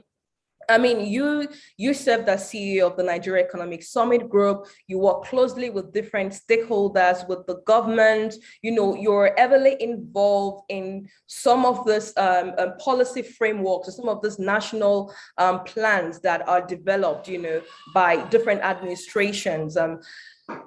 Nigeria doesn't lack, you know, policies on paper. The question is, how do we start pushing for implementation and accountability? What do we need to do? Bearing in mind some of these illogicalities that, you know, Mr. Alder mentioned as well. But given that you've played in this space where you've advised, you know, at the state level, at the federal level, on some of these policy reforms, what exactly is the problem? And if we have this documentation, if we have this, you know, this policies on paper, why are we not implementing them? And what can we do to fix, you know, these issues that we're facing now? Okay, thank you. Thank you so much. Thank you. Well, okay, so I think it was in August, or was it in September, that I was speaking to course participants of the Senior Executive Course 43 at the Nigerian Institute for Policy and Strategic Studies. And I was talking to them about the economics of policy making and, you know, how to really focus on implementation. As you rightly pointed out, Nigeria does not have a policy problem. Nigeria has a people's problem. Nigeria has a people's problem. So there's absolutely nothing under the sun for which Nigeria does not have the right policy framework and document for. The question is, as you pointed out, why is it that in spite of the existence of these policy instruments and frameworks, we continue not to get things right? The answer is very simple. It comes down to our politics. It comes down to our politics. It is this politics, the structure of it, the nature of it, the kind of thing that Mr. Alder has described, that determines the quality of leaders that emerge. And it is the quality of leaders that emerge that then determine the quality of your education sector and the outcomes, the policy of your health sector and the outcomes, the policy of your technology policy, your innovation policy, your security policy, your economic policy, and all of these things are anchored on the quality of your politics, the leadership, all these things are tied in there. So the question is that simple, right? Change or improve the quality of the politics, and you can expect to see changes in the quality of policy outcomes across sectors. That is the main challenge. Let us look at what Mr. Alder was talking about. Look at Nigeria's youth population. Just look at the youth demographics in this country, right? And then you ask yourself, how is it possible that in a country where you have about almost 200 million people, let's assume that about 120 of voting age, but Nigeria had never managed to register up to half of its population that is of voting age. It's always fluctuated between, say, 45 and 48%. Nigeria has never managed to do this. Now, in the last presidential election, right, President Muhammadu Buhari was elected by less than 16 million people, right, out of the almost 80-something million people that were registered or supposedly registered to vote. What does that say? And so it is extremely important that there's a deliberate and conscious effort to really encourage people, for citizens, to really understand the role they have to play as citizens. In fixed politics, for which I'm co-chair, Professor Shonaya is also involved in this initiative, right? My job, or our job, is to emerge or endeavor to emerge an educated, enlightened, and informed, empowered electorate, right? Because we understand, as you've said, these wicked problems can only be solved by the mass of the people. The political elites are finite, but when you look at the mass of the people, they are not engaged. Because they're not engaged, the outcomes that are more favorable to the political elite is what always emerges at the end of elections. And so then we start complaining. You have a situation where people say, no, votes don't count, right? And I can't think of anything more foolish, really, for you to say that votes don't count. If votes don't count, then make them count. So the problem, to my mind, is that the consciousness that is required on the part of Nigerian citizens, okay, to really bring about the kind of change that we would like to see is lacking at the moment.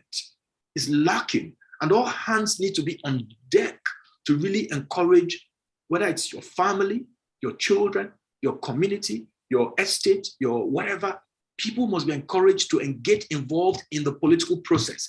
If we don't get involved in the political process, we cannot see the change that we want. So you have good people who come out. So Professor Shonaya wants to be president. Tell me, Ms. Fabarode, is she not qualified to be president of Nigeria, given the kinds of things we're contending with now?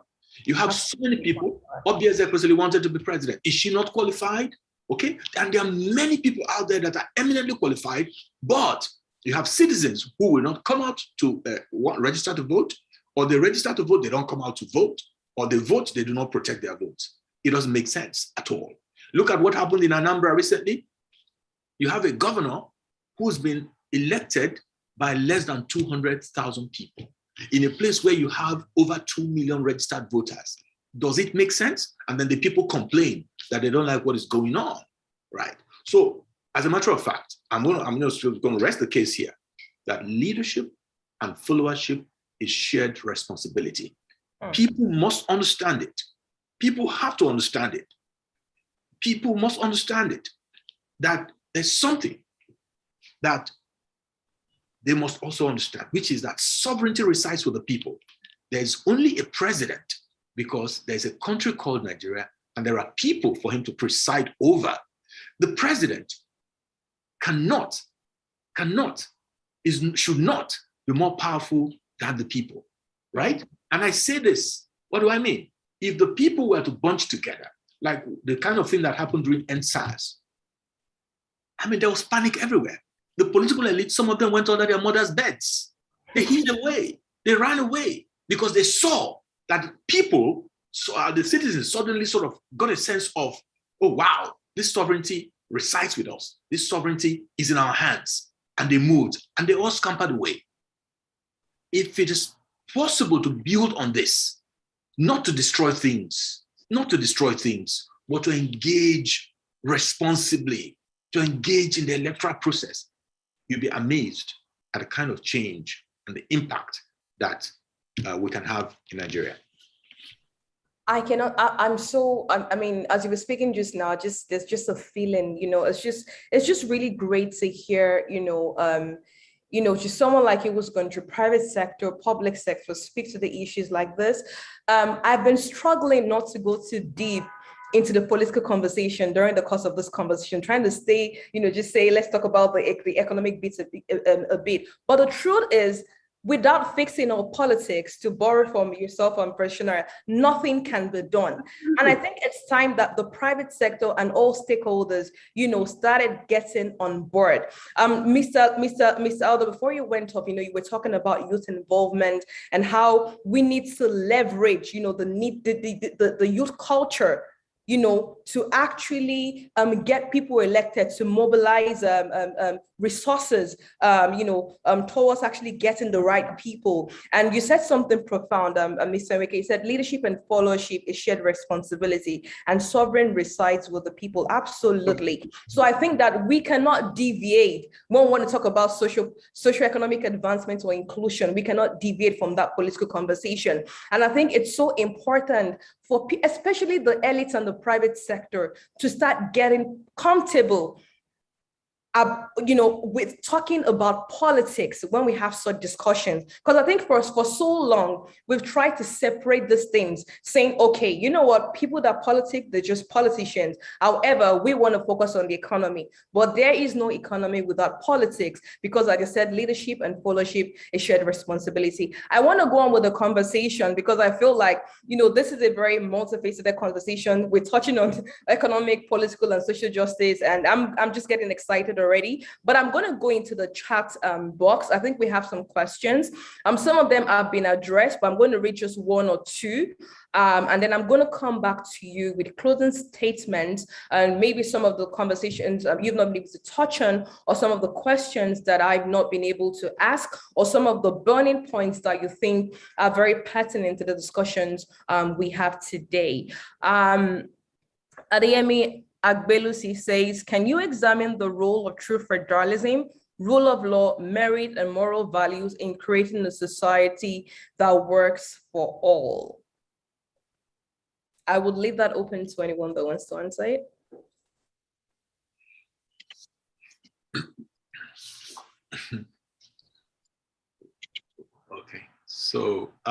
Okay, so I'll just try to speak about that very, very briefly. But this is not my closing statement, is it?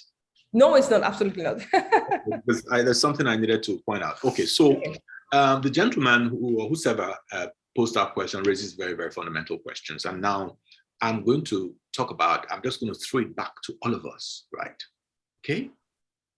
Now, I am very, very big on parental responsibility, without meaning to diminish in any way whatsoever the role that government has to play in the maintenance of law and order in society, right? I believe very strongly that parents have an important role to play in how society evolves, right? Either values driven or ethically driven, that parents have a very important role to play.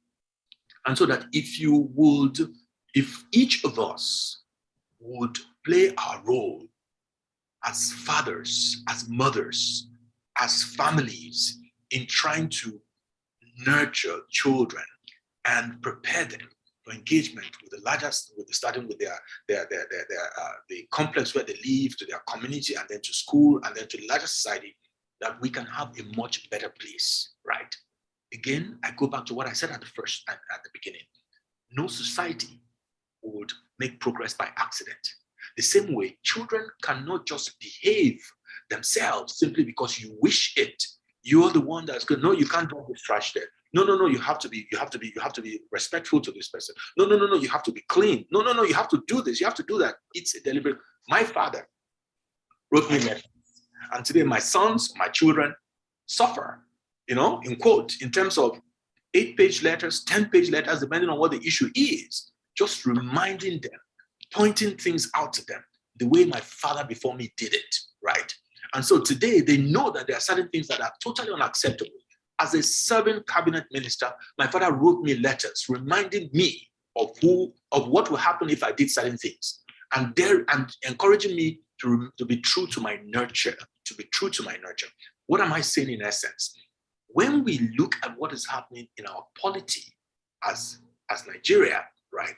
The high levels of corruption, the high levels of immorality, the high levels of just bad behavior that we see, right? It's always tempting to say, oh, government should have done this, government should have done that. I agree completely. But the more fundamental responsibility, as far as I'm concerned, resides with parents from the beginning. The Bible says, teach the child the path in which you want him to grow. In his old age, he will not depart from it. This is so fundamental. There are still some children that are very, you have told them everything, but they make choices that, embarrass you ultimately. But that does not in any way exculpate parents, all of us, from responsibility for the way society evolves and for what eventually happens ultimately in the larger society, right? So that's my response to the dimension that the question sort of provoked just now. Thank you so much for that.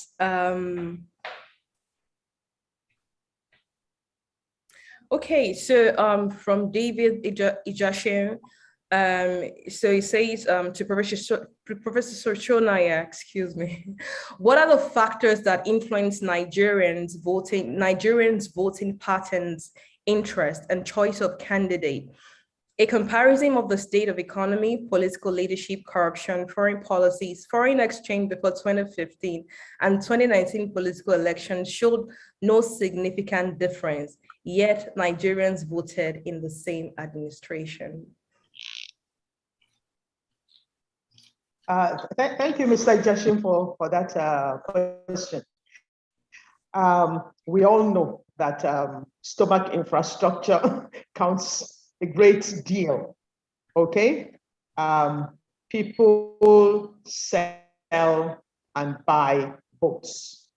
We do know that, but I'm very, very happy about what Mr. Nweke just said, about the proportion of people who end up, electing those who are in government, 10%, stuff like that. It's ridiculous. That means we have 90% still to work with. Imagine if all of those decided, to do something differently, then things will start to change. So certainly, stomach infrastructure, of course, ethnicity and religious sentiments, this person is from my area or, has the same religion as I do. Also, we know that Nigerians do not like, they tell themselves, I don't want to waste my vote. I don't want to waste my vote by voting for somebody who is not likely to win. It turns out to be a self-fulfilling prophecy because you do not want to waste your vote, so you keep voting for that same person who has made your life, a horror. Oh, but because it belongs to a big party, they're the ones who are likely, to win.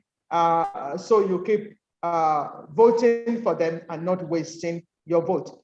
That's why also I had earlier spoken about education. Honestly, we are not making well-informed choices. It's in fact like we are the ones putting our own necks in the noose and asking for it to be tightened. So I think it is time for us truly to begin to be analytical, to begin to be rational about our choices for elections. To examine people. We know many of these people. We know their character. Why do we keep voting for people who have clear records of either fraud or even a criminal record and so on? Why? Are those the values that we would like to see in the people who are going to lead us? So these are very important issues for us. We must be dispassionate about all these ethnicity and religion and so on. We need people with character. We need people with competence. Those should begin to be the requirements that we take into consideration before we make our choices. Thank you very much. Thank you very much, and I apologize for my dog barking in the background there. It's chosen to harass me. I mean, I know we've covered quite a lot, and there's still a lot more to cover, to be honest. But just give me a minute, please.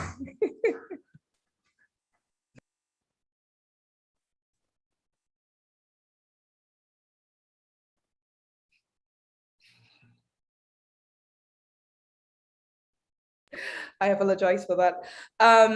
We've covered quite a lot today, and there's just so much more to cover. And I think, just to ensure that this is a very balanced conversation, I would now give each panelist, the opportunity to share their final thoughts. Mr. Nweke, I know that you said there was something you wanted to touch on. So I'm going to start with you, as we try to round up the conversation. Okay, again, thank you so much. My profound thanks. I mean, it's, I didn't expect anything less having Professor Shania and then of course having Mr. Alder on this. Regrettably, Mr. Woshika, I'm sure would have really had, a real nuclear submission. Regrettably, she dropped off. Now, the point I want to make is just, I'm going to summarize, right? Again, I want us to go away being mindful that no nation can develop by accident. And secondly, on conversations like this, right, I like to keep it very simple. Because at the end of the day, what does this thing mean for the ordinary people? So you and I, with all the education and everything, we're speaking. And there's the tendency for us to speak above the heads of the ordinary people sometimes, right? So for me, if you're talking about the Nigeria we want, economic, political, and social justice, right? So if you find someone who is unemployed out there, what is justice for this person? This person wants to be able to eat.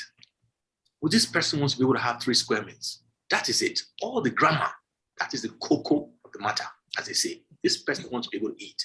When you have a mother who is nursing, right? And who has no work and no means of livelihood, nothing, and these children need to be fed. What does that woman want? That woman wants some empowerment, something that will help her be productive to be able to take care of those children. If you have somebody who is homeless, what does social justice and political and economic justice mean to such a person? It is a shelter over their head. We need to be clear about it. And so if you're asking that person the Nigeria that he or she wants, that person will probably tell you, I want a Nigeria where I can have a roof over my head so that I'm not at the mercy of the elements with my children. So if you're looking at, look at our military, for instance, right? You'll be amazed when you interact with some of them, the kind of conditions under which they serve. This might sound controversial. How do you know all of that? You have people, relatives, friends who are out there. For them, justice will be that, look, even if I am going to die, let me die, fighting. And not because my arms don't work, they are rickety, they're obsolete, or I don't have enough ammunition and things like that. If you're talking about students, right, asking a student, what do you want? If you're a female student, you want to be free from sexual harassment. You want to have the facility you need in school. You want to be able to have access, to everything you need to really fulfill your purpose in life. That is what the students would want. That is what will constitute justice and everything, to them. And if you're looking at our mothers, as I said earlier, this is equal opportunity. It is a recognition of the special role they have to play in the perpetuation of the Nigerian species. I like that coinage and everything. It is just that recognition that they are mothers and they are also leaders. Because truly, a lot of us know the things that happen behind closed doors in our home. If you don't behave yourself, you know the kinds of sanctions that can come. But when we come out to the open, it's a different story. We now start flexing and things. So that is what social justice will mean for, say, a mother. If you're looking at somebody who is unemployed, what does that individual want? The justice that person wants, the social justice that person wants, economic justice is, I have gone through school, I'm eminently qualified, I want to have a good life. I want to have access to jobs, right? If you're talking to the private sector, all right, we don't want the kind of regulatory rascality that you see today. You made a point, I think, based on what Mr. Alder said earlier about the strangulation of the initiatives of young people, Florida Wave, Paystack, all of these guys, things that evolved not because of government, but in spite of government, right? And then you shut them down because they dared to express themselves, right? So for them, justice, social, economic will be allowing them to realize their full potential, to be the best that they can be, and to compete globally. So let me not take too much time, but these are my final submissions. Thank you so much. It's been a pleasure to be on the conversation. Thank you so much, Mr. Wike. Indeed, no nation can be developed by accident. I'm going to go to you now, Professor Shania. Please give us your final thoughts on the topic and any areas you might not have touched during the course of this conversation. Thank you very much. It's been such a wonderful conversation. And I really want to appreciate what the contribution that Ms. Songweke just made, because I was thinking along those lines too. That was why I said, who's the we in the theme of today's conversation? You know, because if we say the Nigeria we want, it would depend on who you are, you know, student, mother, and so on and so forth. And I think he has done it very well. It's been a pleasure to be with him and Mr. Alder on this call. My own final thoughts would be to say that, you know, societies have moments, I believe. There comes a moment in every society where you need to take the right decision. I believe that Nigeria stands as such a moment. And I just sincerely hope, you know, and pray that we will not miss this moment. You know, we would not, as it were, waste our pain. We've been through a lot of pain. It would be senseless, it would be mindless to waste all of that pain. Let us seize the moment and do something so radically different, you know, that the world would be alarmed. You know, I always say that Nigeria owes the world a big explanation.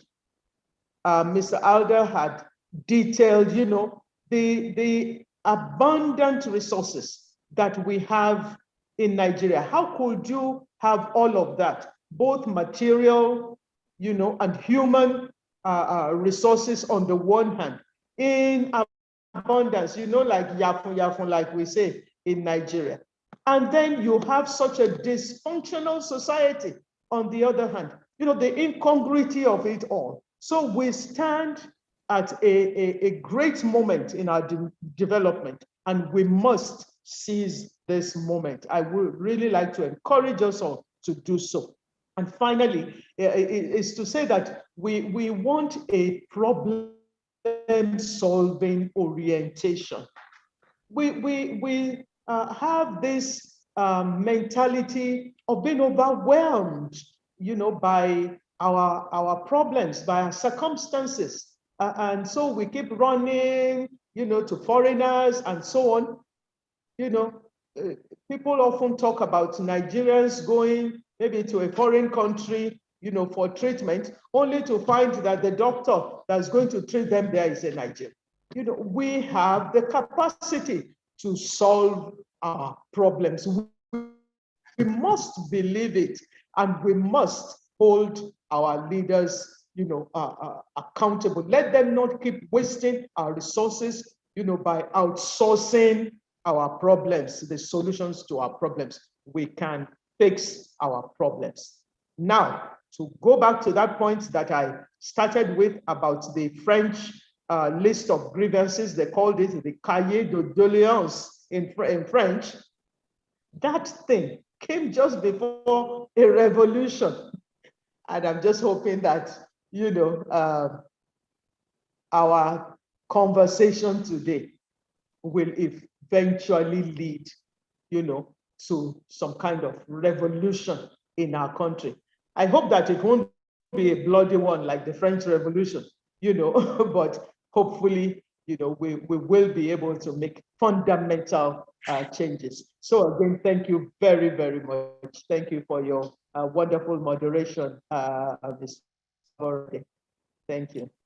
Thank you so much, Professor Shunai. It's always a pleasure hearing you speak and just the passion, you know, that stems from you. And thank you very much for paving that path for younger women and the younger generation as well.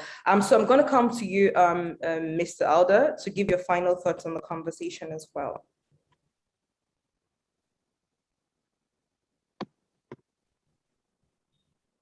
I think his screen is still frozen.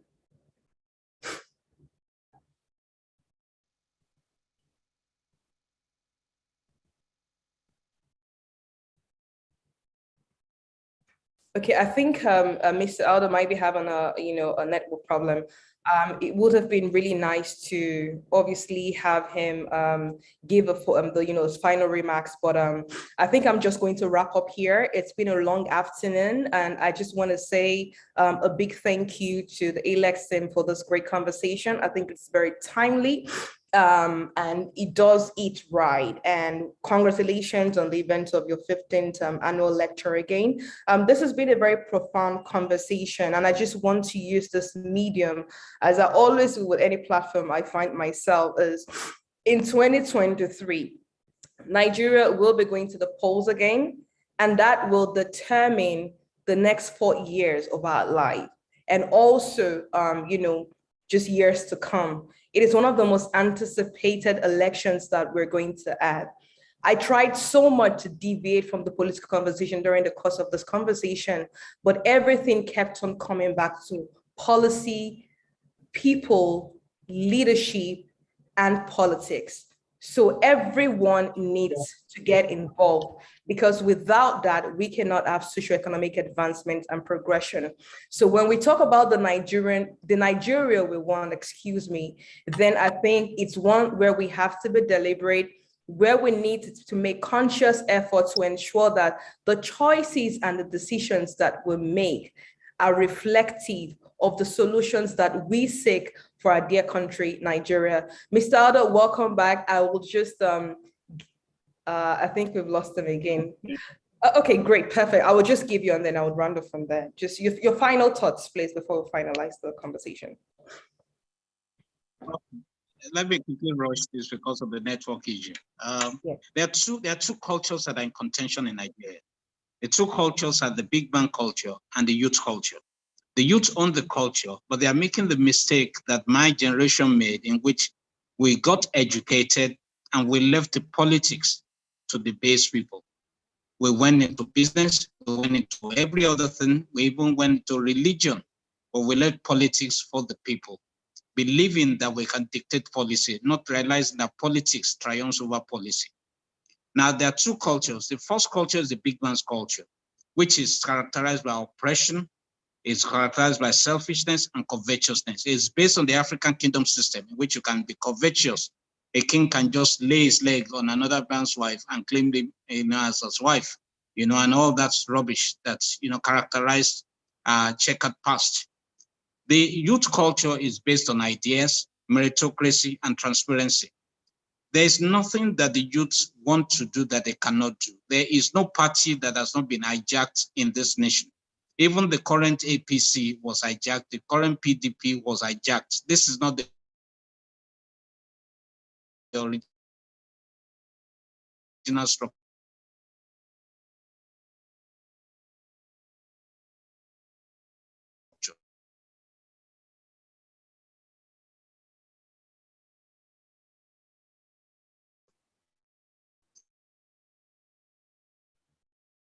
I think we've lost you again, Mr. Aldo. You are. Okay, you're back. Businessmen,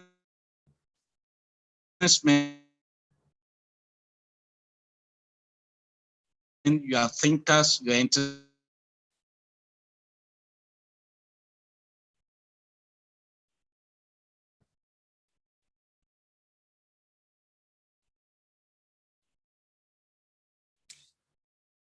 Well, oh dear, it's been a long afternoon. I think I'm going to wrap up from here, but thank you so much for the conversation. Thank you to our lineup of amazing panelists, Professor Remi Shonaya, Mr. Frank Nweke, and Mr. Leke Aldo. And I'm going to hand over to ILEX team right now. Thank you so much. And yeah, it's been a good conversation. I hope we take things on from here, and I hope we really make a change and get the Nigeria we want. Thank you.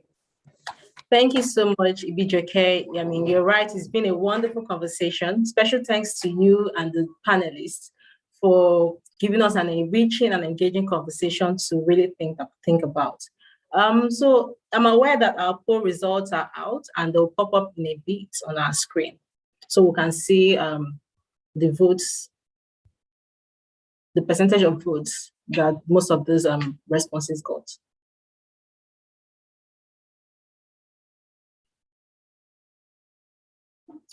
Just a second.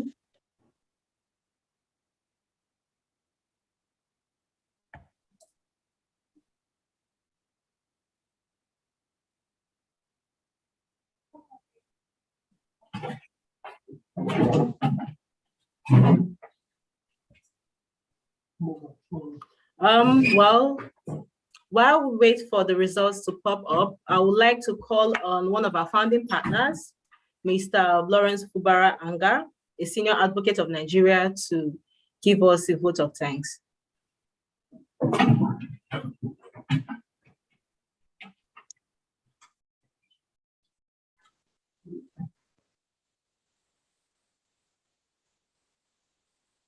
Hello, Mr. Anga, I think you're muted. We can't hear you.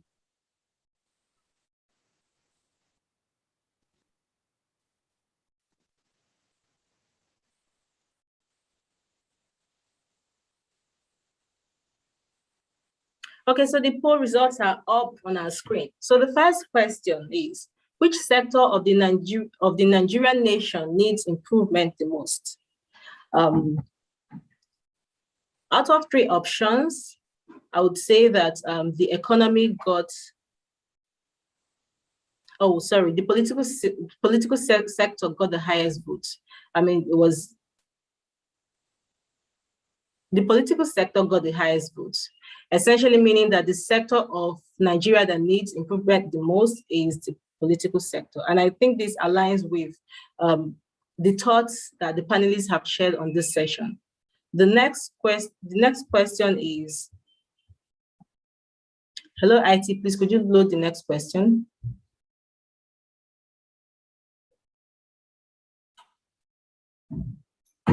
So the next question is, what do you consider to be the most pressing concern? Is it inflation, insecurity, dwindling oil prices, secessionist movements, or government borrowing? And the highest response we got here is insecurity.